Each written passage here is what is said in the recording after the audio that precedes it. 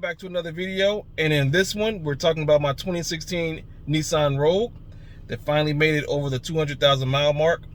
Now, if you've been following this channel, like, you already know that this Nissan Rogue has definitely been extremely reliable, very little issues. So if you've been following the channel, you already know that what I'm going to say is basically the same as I've been saying. Like, no issues from the last video to this one. And it breezed past the 200,000 mile mark with no worries. So that's definitely the big plus for all of those that also have Nissan Rogues and want to continue to hear the good news.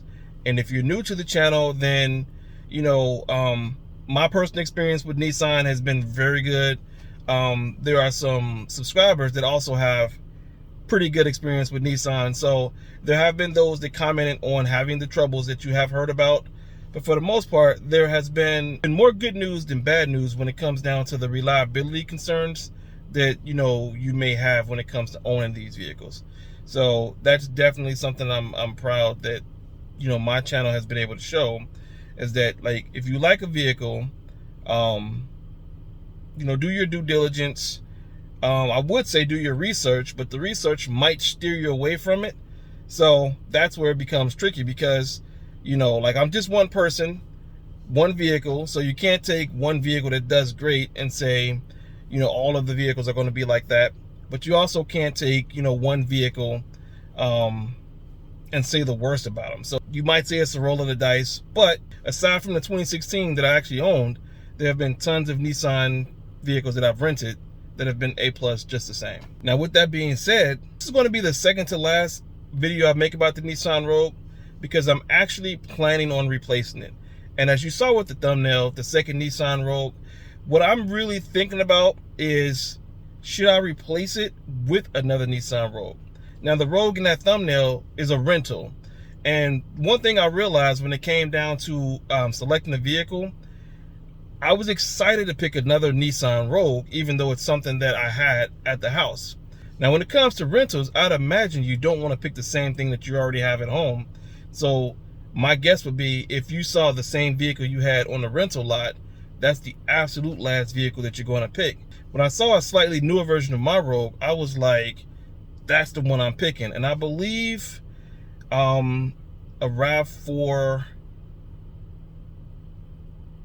and a Compass. It was a couple other Toyota and Jeep vehicle options. But I was like, I was already sold on getting the Rogue, just because I wanted to see some of the upgrades that I believe that was a 2021 that I had. I just wanted to see some of what was improved on and just how much of it was the same.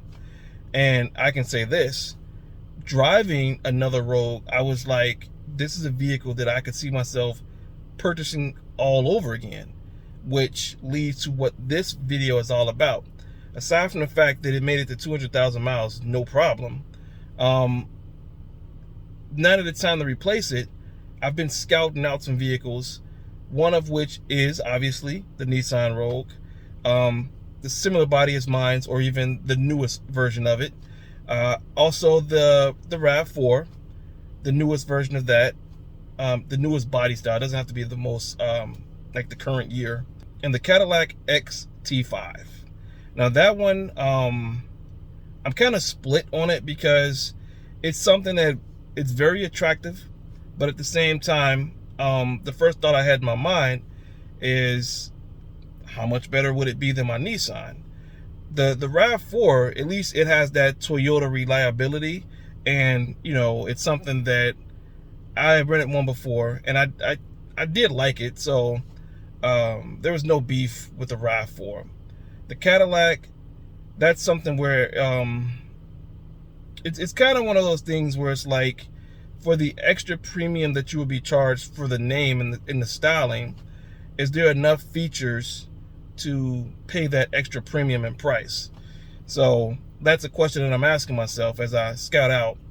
And basically, I'm thinking it'll be a 6 months up to a year window of scouting out, because I do want to pick the quote-unquote perfect vehicle, because for that crossover size, whatever I do pick, it's going to be something that I want to basically own it until there's such a problem that comes along that it's just not worth repairing.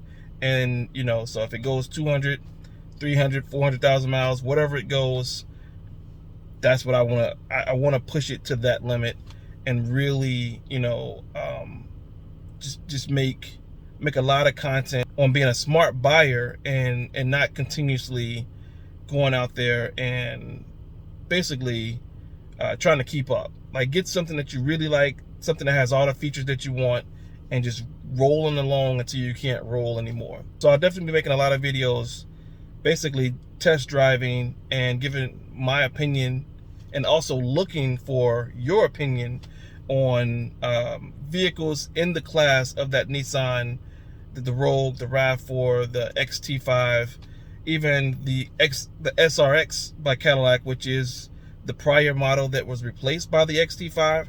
That didn't look bad either. So it's kind of on the list, at the bottom of the list, because I do want to get something that, you know, somewhere between maybe 60 to 75,000 miles. So basically something that has that sweet spot of mileage and price. Now, with that being said, I'm definitely looking for suggestions as to vehicles within that class. Basically, like, what is it that you have? What is it that you're thinking about getting? If you already own it, like, how has that vehicle treated you? Would you recommend it? Would you run away from it? Basically, I'm out here, I'm on the hunt. So with that being said, I'm definitely looking for suggestions as far as vehicles within that class, and starting off with the Nissan Rogue. If you owned the previous style of the Nissan and you went to the newest version, I'm definitely looking for your input on how much of a difference do you think it rides better? Do you think it was worth the upgrade, or could you have just stayed with the previous design? Also, for those, like I said, I named the RAV4, the XT5. What else? The Ford Edge, I would say, is a little bit bigger. The Ford Escape is a little bit smaller, but those two are also on the list. But just throw out whatever vehicle you have, whatever vehicle you think I should check out. And that is definitely going to be videos going forward. Just shopping them out, checking them out, and giving my input and looking for your input.